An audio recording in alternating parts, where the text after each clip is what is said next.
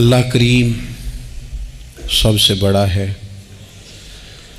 نبی اکرم نور مجسم صلی اللہ تعالیٰ علیہ وسلم اللہ کے محبوب مطلق ہیں۔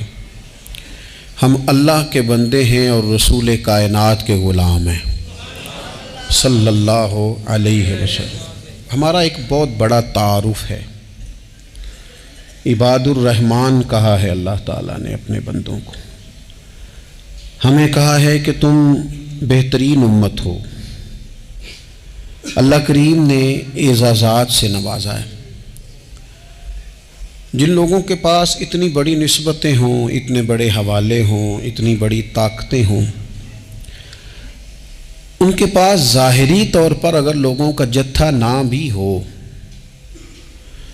اور ظاہری طور پر اگر مال و اسباب وقتی طور پر نہ بھی ہوں، اقتدار، عہدہ اور بڑے لمبے چوڑے نعرے ان کے پیچھے نہ بھی لگ رہے ہوں، تو یہ بہت بڑا تعارف نہیں کہ اللہ کے بندے ہیں اور رسول کریم کے غلام ہیں؟ اور کیا یہ تعارف جینے کے لیے، زندہ رہنے کے لیے اور گردن اٹھا کر جینے کے لیے بہت بڑا تعارف نہیں؟ باوجود اتنے بڑے تعارف کے اگر کوئی بندہ کمزور باتیں کرے، کچی پکی گفتگو کرے اور وہ اپنے آپ کو بار بار مظلوم ثابت کرنے کی کوشش کرے، وہ بار بار اپنے زخم دکھائے تاکہ وہ قابل رحم قرار پائے، تو یہ باتیں ایک مومن کو، ایک مسلمان کو، اللہ کے ایک بندے کو ذرا زیبا نہیں دیتی، ذرا اچھا نہیں لگتا۔ مسلمان اعصابی طور پر، ذہنی طور پر، نفسیاتی طور پر ایک طاقتور قوم ہے۔ مسلمان وہ قوم ہے جو مرعوب نہیں ہوتی، یہ روب دکھاتی ہے، روب۔ ہم وہ لوگ ہیں کہ جن کے اکابرین سوئے بھی ہوتے تھے، نہ سوئے ہوتے تھے حضرت عمر، لیکن ان کو سوئے ہوئے دیکھ کر بھی لوگ کانپا کرتے تھے، اس لیے کہ شیر تو شیر ہی ہوتا ہے نا، وہ سویا ہو تو پھر بھی شیر ہی۔ تو میں کچھ عرصے سے اس کمی کو بڑی شدت سے محسوس کرتا ہوں کہ لوگ، یعنی کوئی شخص بھی ملتا ہے تو وہ اس لہجے میں بات کرتا ہے کہ اسے مظلوم مان لیا جائے، قابل رحم مان لیا جائے، اس کی مدد کی جائے، اس پر توجہ کی جائے۔ یہ مسلمان کی شان نہیں۔ آپ سورہ بقرہ پڑھیں گے تو قرآن مجید اصحاب صفہ کی شان بیان کرتا ہے کہ انہیں بڑی حاجت ہے، بڑے ضرورت مند ہیں۔ وہ لوگ تھے جو کئی دنوں تک روٹی نہیں کھاتے تھے، لیکن رب فرماتا ہے کہ میرے محبوب کے مدرسے کے ان طالب علموں کو جو دیکھے گا اسے محسوس ہوگا کہ یہ تو بڑے امیر لوگ ہیں۔ کیوں محسوس ہوگا؟ لا یسألون الناس الحافا، یہ لوگوں سے لپٹ کر سوال نہیں کرتے، کشکول طلب نہیں دراز کرتے، یہ اپنے پردے کو قائم رکھتے ہیں۔ خودداری، عزت نفس، وقار، خودی ہمارے ہاں تیزی سے ان چیزوں کا آج جو ہے وہ یوں محسوس ہوتا ہے جیسے قحط ہو گیا ہے۔ الا ماشاءاللہ، آپ کے زخم دکھانے سے کوئی بھی آپ کا زخم نہیں بھرے گا، بلکہ میں نے تو یہ دیکھا ہے اپنی زندگی میں کہ اچھا بھلے تعلقات چل رہے ہوتے ہیں، آپ کو ذرا ضرورت پڑ جائے تو سامنے والا آنکھیں پھیر لیتا ہے، اسی وقت اس کا ماحول اور اس کے حالات خراب ہو جاتے ہیں۔ اس لیے اپنا سارا بھروسہ، اپنی ساری توجہ، اپنی سوچوں کا مکمل مدار صرف اللہ رسول کی ذات کو بنائیں، اور اس انداز میں بنائیں کہ کون دیتا ہے دینے کو تو چاہیے، دینے والا ہے سچا ہمارا نبی۔ اور یہ ذہن بنائیں زندگی میں کہ رب رسول کی بارگاہ سے 2 قطرے بھی مل گئے تو دنیا بھی بن جائے گی، آخرت بھی بن جائے گی۔ اس لیے ادھر ادھر دیکھنا تھوڑا کم کریں۔ اور بالخصوص آج اپیل کروں گا، استاد اپنے شاگردوں کو، پیر اپنے مریدوں کو، باپ اپنی اولاد کو بڑی بڑی باتوں کا سبق پڑھائے، بڑی بڑی باتوں کا۔ اقبال نے شکوہ کیا ہے، اقبال کہنے لگے شکایت ہے مجھے یا رب خدا بندان مکتب سے، یہ جو انہیں کہتے ہیں کہ جناب پڑھ جاؤ گے تو روٹی اچھی ملے گی، یہ انہیں کہتے ہیں پڑھ جاؤ گے تو کار میں بیٹھو گے، پڑھ جاؤ گے تو کوٹھی بنا لو گے، یہ کیا سبق پڑھا رہے ہیں بھلا؟ ان کو تو تم بڑے بڑے باتیں بتاؤ، انہیں کہو پڑھو گے تو دنیا میں حضور کے دین کا انقلاب برپا کرو گے، تم ان کہو کہ تم پڑھو گے تو تم ایک پورا ملک چلاؤ گے، تم انقلاب برپا کرو گے، اٹھ باندھ کمر کیوں ڈرتا ہے، پھر دیکھ خدا کیا کرتا ہے۔ اقبال کہنے لگے یہ تم کیا سبق پڑھا رہے ہو کہ روٹی صحیح مل جائے گی، چندہ اکٹھا کرنے کا طریقہ آ جائے گا؟ کہنے لگے شکایت ہے مجھے یا رب خدا وندان مکتب سے، سبق شاہی ہے اور بچوں کو دے رہے ہیں خاک بازی کا۔ اڑنے والی تعلیم تھی اور یہ انہیں رینگنے کا سبق پڑھا رہے ہیں۔ تگڑی تگڑی باتیں بچوں کو سکھاؤ، تگڑی تگڑی، یہ پھر سارے نہ ڈھونڈتے پھریں کہ وہ فلانا جو ہے نا چاچا امیر ہے تو ماموں امیر ہے تو فلانی خالہ باہر ہے تو فلانا ذرا مہربانی، کوئی بھی نہیں مہربانی کرتا۔ مہربانی جب بھی کرتا ہے یا خدا کرتا ہے یا مدینے والے محمد مصطفیٰ کرتے ہیں۔ اپنی توجہات کبھی بچوں کو دیکھیں، حضرت لقمان اپنے بیٹے کو کیا کہتے ہیں؟ کہتے ہیں یا بنی اقم الصلاۃ وامر بالمعروف وانہی عن المنکر۔ حضرت لقمان اپنے بیٹے کو سمجھاتے ہیں، کہتے ہیں اے بیٹا نماز قائم کرنا، لوگوں کو بھلائی کا حکم دینا، برائی سے منع کرنا، وَاصْبِرْ عَلَىٰ مَا أَصَابَكَ، اور جب مصیبت پہنچے تو صبر کرنا، ادھر ادھر رونا دھونا نہ کرنا، نماز پڑھنا، بھلائی کا حکم دینا، برائی سے منع کرنا، اور اگر کوئی مصیبت پہنچے تو اس پر صبر کرنا۔ کتنے کام ہو گئے؟ 4۔ ایک نماز پڑھنی ہے، ایک بھلائی کا حکم دینا ہے لوگوں کو، ایک برائی سے، اور اگر کوئی مشکل آئے تو کیا کرنا ہے؟ ان ذالک من عزم الامور۔ فرمایا بیٹا یہ بڑی ہمت والے کام ہیں، ہمت والے کام کرنا، ہمت والے، طاقتیں اپنی قائم رکھنا، کمزور نہ پڑنا، لوگ تمہارے آنسو نہ دیکھیں، کوئی تمہیں تڑپتا نہ دیکھے۔ چھوٹا چھوٹا زخم لے کر لوگ سگنل پہ کھڑے، چھوٹی چھوٹی مجبوریاں لے کر لوگ مانگنے کے لیے دروازوں پر کھڑے ہیں۔ امت مسلمہ کا یہ مزاج نہیں، یہ وقار نہیں، یہ انداز نہیں، ہم تو بانٹنے والے لوگ ہیں۔ چلے مشکل آ جاتی ہے، زندگی میں ضروریات پڑ جاتی ہیں، قرضہ صحابہ بھی لے لیا کرتے تھے، لیکن یہ جو لہجے آج ہم نے اختیار کر لیے، کمزور ہو جانا، کچا پڑ جانا، غریبی کا رونا، یہ انداز اہل ایمان کا۔ بچوں کو طاقتور ہونا چاہیے۔ میرے نبی کریم صلی اللہ تعالی علیہ وآلہ وسلم نے نا ارشاد فرمایا، ایسا نہیں ہے کہ کوئی بندہ کمزور ہے تو وہ ناپسندیدہ ہے، یہ نہیں فرمایا کہ جو بزدل ہے تو وہ بڑا کوئی کٹا ہوا آدمی ہے، لیکن حضور فرماتے ہیں، صحیح مسلم میں حدیث موجود ہے، حضور فرمانے لگے طاقتور مسلمان نا اللہ کی نظر میں بزدل مسلمان سے زیادہ پیارا ہے۔ طاقتور ہے نا، اس کی شان زیادہ ہے، یہ جو با ہمت ہے، با حوصلہ ہے، جس کے اعصاب مضبوط ہیں، یہ رب کریم کی بارگاہ میں باوقار ہے، اللہ کے حضور اس کی قدر ہے۔ اور حضور علیہ الصلوۃ والسلام صحابہ کو دعائیں سکھایا کرتے تھے، اور تعلیم امت کے لیے خود بھی حضور وہ دعا فرمایا کرتے تھے، کہتے تھے اے اللہ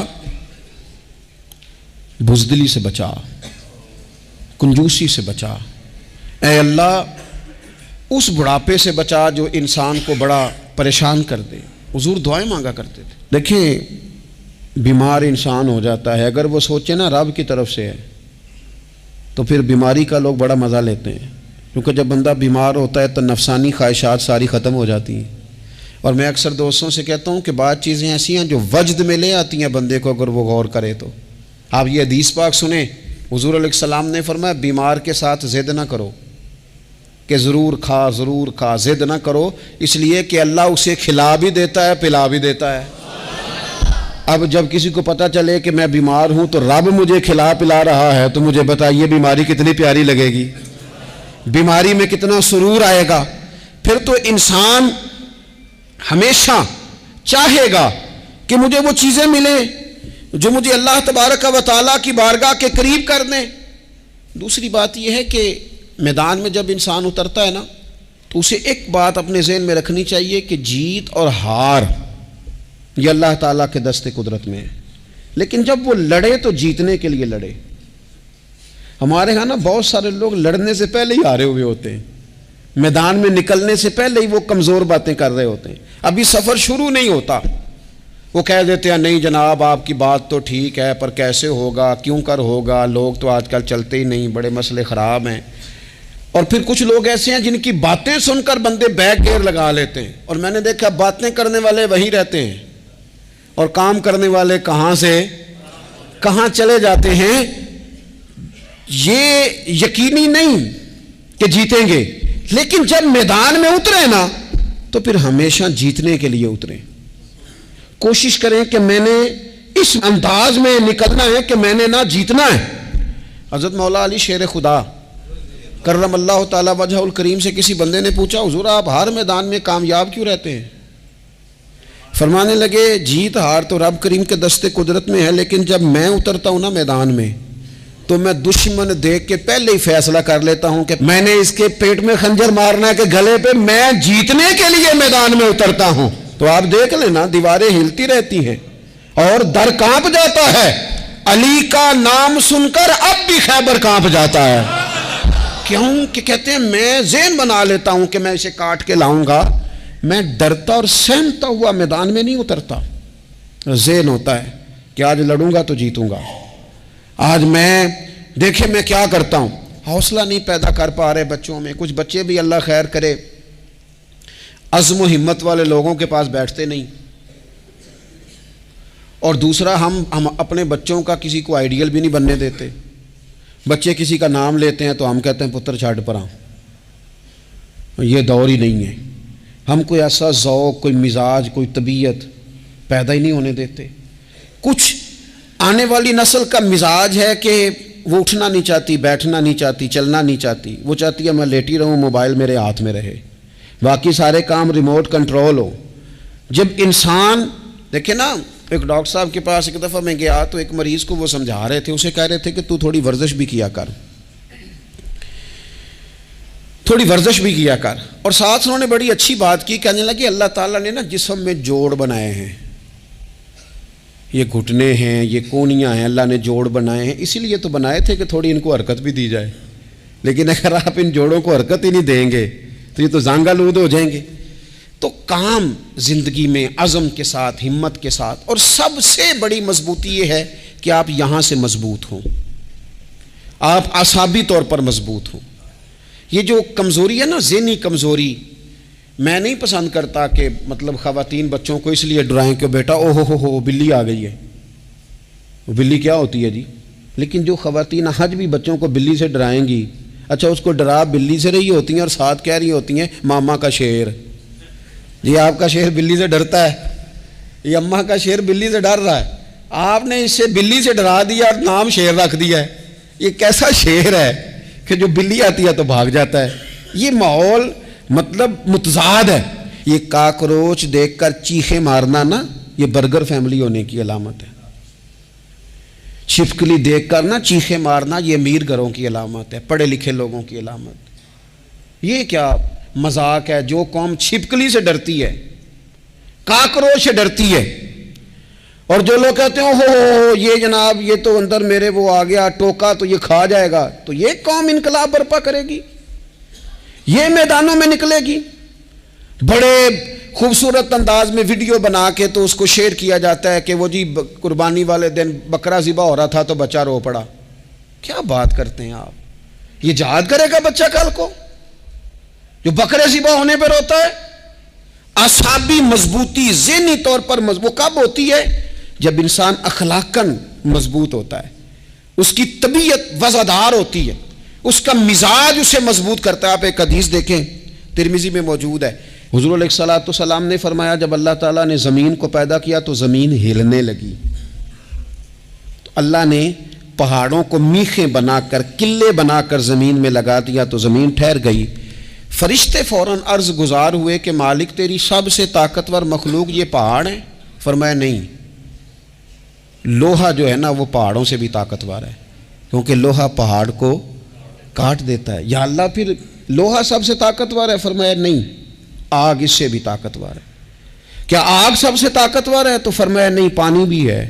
کیا پانی طاقتور ہے؟ فرمایا ہوا بھی ہے، جو پانی کا رخ پھیر دیتی ہے۔ مسلمانوں خدا را اس سے بڑا ذوق نہیں ملے گا۔ میں طاقتور ہونے کا طریقہ بتا رہا ہوں۔ ہمارے ہاں لوگ سمجھتے ہیں کہ میں بولتا زیادہ ہوں اس لیے میں طاقتور ہوں، میرے پاس اسلحہ زیادہ اس لیے میں یہ دیکھو حضور نے بتایا طاقتور کون ہوتا ہے۔ یا رسول اللہ پتھر پہاڑ طاقتور ہے؟ تو فرمایا نہیں، ان پر تو لوہا ہے، لوہا طاقتور ہے، نہیں اس پر تو آگ ہے، آگ طاقتور ہے، نہیں اس پر تو پانی ہے، پانی طاقتور، اس پر تو ہوا ہے۔ تو حضور پھر مہربانی کریں بتائیں طاقتور کون ہے؟ تو یہ دیکھو نا، یہ یاد رکھو نا، یہ کائنات کے سب سے بڑے حکمت والے محبوب کی بات یاد رکھو نا۔ حضور فرمانے لگے سب سے زیادہ طاقتور وہ مومن ہے جو سیدھے ہاتھ سے صدقہ دیتا ہے اور دوسرے کو پتہ بھی نہیں لگنے دیتا۔ اس ہاتھ سے صدقہ دیا اور اس ہاتھ کو پتہ، جس میں یہ اخلاقی طاقت آ جائے نا کہ اللہ کے راستے میں دیکھ کر پھر اسے چھپانا آ جائے، وہ بڑا طاقتور آدمی ہے۔ میں یہ سب سے بڑا طاقتور ہے جس نے اپنے رب سے راز نیاز شروع کر لیے، اللہ کے راستے میں دیتا ہے پھر کسی کو خبر۔ یہ کون سی طاقت ہے؟ یہ روحانی طاقت ہے، یہ اخلاقی طاقت ہے، یہ کردار کی طاقت، یہ سوچوں کی طاقت ہے، یہ آپ کے مزاج کے بلند ہونے کی طاقت ہے۔ لیکن اگر مسجد میں ٹائلیں لگوا کر بھی ایک ٹائل پہ نام لکھوا لیا ہے، اگر کہیں تعاون کر کے بھی کہا میرا ذکر کرو، کوئی خدمت کر کے کہا میرا نام لو، پھر آپ کمزور ہیں، پھر آپ طاقتور نہیں ہیں، پھر آپ نے بزدلوں جیسا کام کیا، پھر آپ نے وہ رنگ اختیار کیا ہے جو شاید آپ کو ذہنی طور پر بڑی کوفت میں مبتلا کر دے۔ تو اعصابی طاقت، اعصابی قوت، آپ دیکھیں حضرت صدیق اکبر رضی اللہ تعالیٰ عنہ، حضور نے تربیت کی تھی نا، میں ذمہ داری سے کہتا ہوں کہ تعصب کی اینک نہ کسی نے پہنی ہو، ورنہ کائنات میں عشق کی داستان ختم ہو جاتی ہے جناب صدیق اکبر پر۔ جو پیار انہوں نے مدینے والے محبوب سے کیا ہے کوئی کر ہی نہیں سکتا۔ اور ہر وقت کی جدائی، ہر وقت کی، یعنی بیٹھے بیٹھے نا حضور کے وصال کے بعد بیٹھے بیٹھے حضرت صدیق اکبر اٹھ کے نا تو ایک رستے پہ چلنا شروع ہو گئے۔ کسی نے پوچھا ابو بکر کہاں جا رہے ہو؟ کہنے لگے یار ایک دن نا محبوب 2-3 دن کے لیے کہیں گئے تھے، اس رستے واپس آئے تھے، جنہاں دے دل بر جانی وچھڑن کون روے پھر تھوڑا، یہ سب روگاں دا روگ محمد جس دا نام وچھوڑا۔ پریشان ہوں تو دل کر رہا ہے پتہ نہیں یہاں سے آ نہ جائیں۔ اتنا زیادہ محبوب کی غلامی اور نبی پاک کی محبت کا ذوق، لیکن اعصابی طور پر مضبوط کتنے تھے؟ حضور کے وصال کے بعد جس بندے نے اپنے پروں کے نیچے پوری امت کو سنبھال لیا ہے نا، اس کا نام بھی ابو بکر صدیق ہی ہے۔ ایسے ایسے سنبھال لیا، سب کو سنبھال، دکھ سب سے زیادہ لیکن سنبھالا۔ کوئی زکوٰۃ کا منکر پیدا ہو رہا ہے، کوئی ختم نبوت پہ حملہ کر رہا ہے، کوئی کچھ ہو رہا ہے، کوئی کچھ ہو رہا ہے، ابو بکر صدیق نے فرمایا سارے لشکر روانہ کرو، جہاں جہاں حضور نے فرمایا تھا جہاد کرو، فرمایا جو ایک رسی بھی زکوٰۃ کی نہیں دے گا وصول کریں گے۔ لوگوں نے کہا حضور حالات بڑے اور طرح کے ہیں، کیسے کام چلے گا؟ حضرت عمر جیسے دلیر بندے بھی کہنے لگے جناب یہ نظام کیسے چلے گا؟ تو ابو بکر صدیق فرمانے لگے عمر تجھے تیری ماں روئے، تم بڑے مضبوط مزاج کا تھا، یہ مجھے کیا پیغام دے رہا ہے؟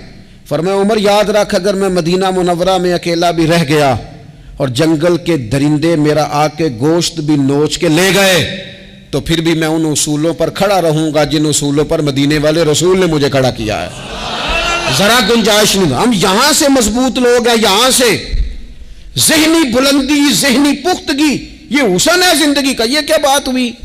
پرسوں فیصلہ کوئی اور تھا، سویرے پروگرام کوئی اور بن گیا، کل فلانے کا مرید تھا آج مجھے فیض نہیں ملا ادھر جا رہا ہوں، پرسوں فلانے کو استاد بنا بیٹھا تھا آج میرا پروگرام بدل گیا ہے، کل میری سوچیں اور تھیں آج میری سوچیں اور ہیں۔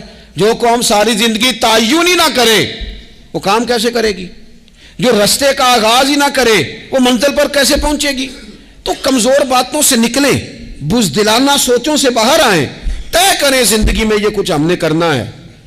میں نے کہا ہے نکلیں میدان میں جیتنے کے لیے، پھر رب کی مرضی ہے، پھر اللہ کی مرضی ہے۔ ساری زندگی صحابہ پر قرض رہا، قرضے بھی رہے، خدمتیں بھی ہوتی رہی، جہاد بھی ہوتے رہے، ڈیوٹیاں بھی ہوتی رہیں, سارے کام ہی ہوتے رہے. ہمارا یہ مزاج ہے, ایک دو کھا گیا ہے ساری خوشیاں ہی گئیں, بس سارا کچھ ختم کر بیٹھتے ہیں. تو تھوڑی سی نا مضبوط دیکھیں. اچھا یہ حضرت ابو بکر کا حال ہے, تو جناب عمر کی کیفیت کیا ہے؟ کلمہ پڑھتے ہی حضرت عمر نے فرمایا یا رسول اللہ, جب آپ سچے, قرآن سچا, اسلام سچا, تو چھپ کے نماز پڑھنے کا کیا مطلب ہے؟ فرمایا ابھی تعداد ہی کوئی نہیں, 40 تو مسلمان ہیں. عرض کی حضور مہربانی کریں نا, آپ صرف اجازت دیں. 20 لوگوں کی صفیں بنا دی گئیں. ایک صف کے آگے حضرت عمر ہیں, ایک صف کے آگے حضرت امیر حمزہ ہیں. جناب عمر کہنے لگے چونکہ آپ اللہ کے رسول ہیں تو لہذا نماز بھی آج اللہ کے گھر میں پڑھی جائے گی. تو حضرت عمر بیت اللہ شریف کے بیچ کھڑے ہو کے نعرہ لگاتے ہیں, فرماتے ہیں میں عمر ہوں, تم مجھے بھی جانتے ہو, میرے باپ کو بھی جانتے ہو, تم میرا قبیلہ بھی جانتے ہو, میں نے پڑھ لیا ہے محبوب کا کلمہ. اب جس نے بچے یتیم کرانے ہو اور اپنی بیوی بیوہ کرانی ہو وہ آئے اور مجھے روکے. یہ محبوب اللہ کے ہیں اور گھر بھی اللہ کا ہے, تو نماز بھی آج اللہ کے گھر میں پڑھی جائے گی. جب تک انسان یہاں سے طاقتور نہیں ہوتا. پھر بات آئی سیدنا عثمان غنی کی. میں پہلا وہاں اونا رنداں تو جنہیں کھلی بغاوت کی تھی, ہے پورا قبیلہ اور طرف ہے. عثمان تیرے گھر میں مال ہے, دولت ہے, وزاداری ہے, لوگ سارے کیا کریں گے؟ والد مخالف, چچا مخالف. حضرت عثمان غنی جیسے آدمی کو پکڑ کے باندھ دیا گیا گھر میں. پر عثمان غنی کہنے لگے میں ان بزدلوں میں سے نہیں ہوں جو محبت بھی کریں اور اظہار بھی نہ کر سکیں, جو دعویٰ بھی کریں اور پھر ان کے اندر طاقت اظہار بھی نہ ہو. فرمایا تم جتنا باندھ سکتے ہو باندھ لو, تم اپنی دولتیں, حکومتیں اور اپنا جاہ و جلال سنبھال کے رکھو, ہم نے تو غلامی کا فیصلہ کر لیا ہے. اور پھر کی غلامی انہوں نے. اور جہاں تک بات ہے شیر خدا حضرت علی المرتضیٰ کی, حضرت علی المرتضیٰ شیر خدا کا تو یہ حال تھا کہ ساری زندگی میدان میں رہے. ایک دن حضور نے صرف فرمایا کہ آج آپ کو نہیں لے کے جانا, آپ تھوڑا نا میرے نائب بن کر, حضور کسی نہ کسی کو نائب بنا کے مدینے میں چھوڑ کے جائے. ایک دن صرف کہا نہیں لے کے جانا. تو حضرت مولا علی رونے لگے, کہنے لگے حضور میں بچوں کے بیچ رہوں, عورتوں کے بیچ رہوں, میری تلوار کو زنگ لگ جائے گا. حضور مجھے تو گھوڑے پہ بیٹھنا پسند ہے. اچھا میں آپ کو ایک اور بات بھی عرض کروں, پہلے بھی میں نے کہا تھا پھر کہتا ہوں, کچھ لوگ پڑھے لکھے ہوتے ہیں بہادر نہیں ہوتے. حضرت علی کے علم کا بھی کمال عروج پہ اور بہادری بھی پورے عروج پہ. زندگی نا بہادر لوگوں کی ہوتی ہے. یہ شہاب الدین غوری لیٹے ہیں یہاں سوابا میں, تو کسی نے پوچھا ان سے کہ یار آپ کہاں رہتے ہیں؟ کہنے لگے میں گھوڑے کی پشت پہ ہوتا ہوں, ہمارے بچے بڑی سونی فوٹو بناتے ہیں. ان سے پوچھیں آج کل آپ کیا کرتے ہیں؟ تو کہتے ہیں موبائل چلاتے ہیں. آپ کیا کرتے ہیں؟ فوٹو کھینچتے ہیں. آپ کیا کرتے ہیں؟ کہتے ہیں وہ نا مجھے ایسا عجیب مسئلہ ہے موبائل کا کہ بچوں کی نا مطلب میں کئی دفعہ سوچتا ہوں کہ اگر انہیں کچھ 4 گھنٹے موبائل سے علیحدہ رہنا پڑا نا تو ہو سکتا ہے کہ ان کو ڈاکٹر کو بھی دکھانا پڑ جائے, اتنی کو بری حالت ہو گئی. مجھے ڈھیر سارے دوست کہتے ہیں جی آپ ٹیلی فون پہ ملتے نہیں. میں نے کہا میں پہلے ملا کرتا تھا جب تک لوگوں کی جیب میں موبائل تھا, جب سے لوگوں نے ہاتھ میں پکڑ لیا نا تو پھر تو ایک دن میں 100 نمبر ملتا ہے, تو پھر آپ کیسے موبائل پہ رہیں گے؟ پھر تو ایک ہی کام ہے, یا فون سنیں گے یا کوئی اور کام کریں گے. تو تھوڑی سی ہمت والی زندگی گزاریں. بزدلانہ باتیں, کمزور باتیں ہمارے بچوں کو بھی کمزور کر دیں گی. یہ کچھ نہیں کر سکیں گے. حضرت سیدنا عبداللہ بن زبیر رضی اللہ تعالیٰ عنہ, یہ مدینہ منورہ میں پیدا ہونے والے سب سے پہلے بچے ہیں. حضرت سیدنا ابو بکر صدیق رضی اللہ تعالیٰ عنہ کے نواسے ہیں. حضور کے پھپھو جناب صفیہ کے پوتے ہیں, اور عشرہ مبشرہ صحابی حضرت زبیر بن عوام ان کے بیٹے ہیں. شروع سے ہی بڑے بہادر تھے. ایک دن کچھ بچے گلی میں کھیل رہے تھے تو ایک شخص نے آ کے نا چیخ ماری, ڈرایا, سارے بچے بھاگ گئے. جناب عبداللہ ابن زبیر کہنے لگے کیوں بھاگتے ہو؟ اب چیخوں سے بھی ڈرو گے؟ واپس آؤ سارے, میں تمہارا امیر ہوں, آؤ ذرا اس پر حملہ کریں. ہم سارے بھاگے اور یہ اکیلا کھڑا رہے. اس پر حملہ کیا, وہ ڈرانے والا خود ڈر کے بھاگ گیا. تھوڑا سا نا مزاج, ذہن, طبیعت دیکھیں نا, بدتمیزی اور چیز کا نام ہے لیکن گفتگو کا مضبوط ہونا یہ اور چیز کا نام ہے. بچوں کو جب پوری طرح یہاں تو ہم ان کو اس قدر زیادہ کمروں میں بند رکھتے ہیں کہ جب وہ نکلتے ہیں باغی ہو جاتے ہیں. یہاں پھر یہ ہوتا ہے کہ ان کے اندر جو صلاحیتیں ہوتی ہیں وہ پوری طرح دب جاتی ہیں. وہ جو کیفیات ہوتی ہیں جو ایک مردانہ وصف میں ہونی چاہیے ان کے اندر موجود نہیں ہوتی. اقبال کہتے ہیں آئین جواں مرداں حق گوئی و بے باکی، اللہ کے شیروں کو آتی نہیں روباہی. اور یہ جو سہمے دوست ہیں نا بالخصوص غریب طبقے سے، ان سے میں عرض کروں گا کبھی کسی کی گاڑی دیکھ کر مرعوب نہیں ہونا، کبھی کسی کے مہنگے کپڑوں کے روب میں نہیں آنا، کبھی نہیں. حالات کے سہمے ہوئے لوگوں کو بتا دو حالات بدل جاتے ہیں، ایک جیسے نہیں رہتے.